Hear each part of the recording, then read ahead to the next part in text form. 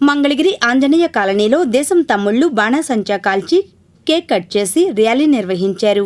ఈ కార్యక్రమంలో గుత్తికొండ ధనుంజయరావు, వంగర పెదలక్ష్మయ్య, పాలచంటి, దామర్ల మోహన్ తదితరులు పాల్గొన్నారు. అనంతరం వారు మాట్లాడారు.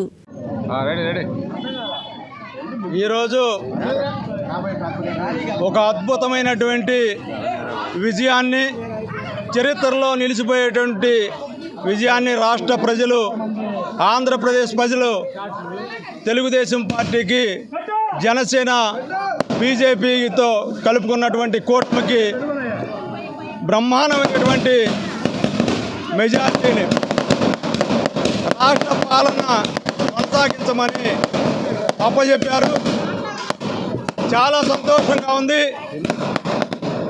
5 సంవత్సరాల పాటు ఈ రాష్ట్ర పాలనలో ఒక రాక్షసుడు ఏ విధంగా వ్యవహరిస్తాడో ఆ విధంగా వ్యవహరించినటువంటి జగన్మోహన్ రెడ్డి ఇటు కూలి పని చేసుకునే కార్మికుడి దగ్గర నుండి అటు పారిశ్రామికవేత్త వరకు కూడా నరకాన్ని చూపించినటువంటి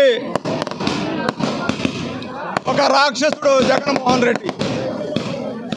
ఈ దుర్మార్గపు పాలనలో విసిగి వేసారినటువంటి రాష్ట్ర ప్రజలు ఇవాళ ఒక అద్భుతమైన తీర్పు చెప్పారు.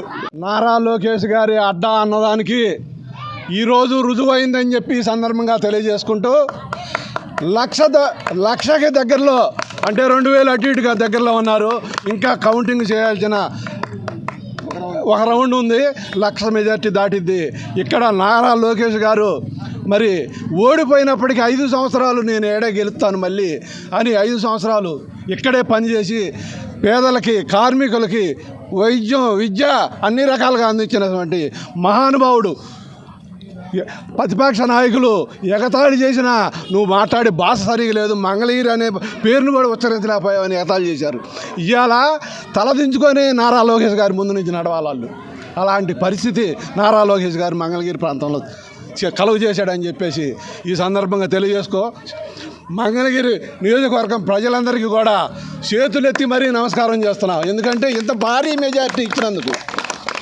ఓకే.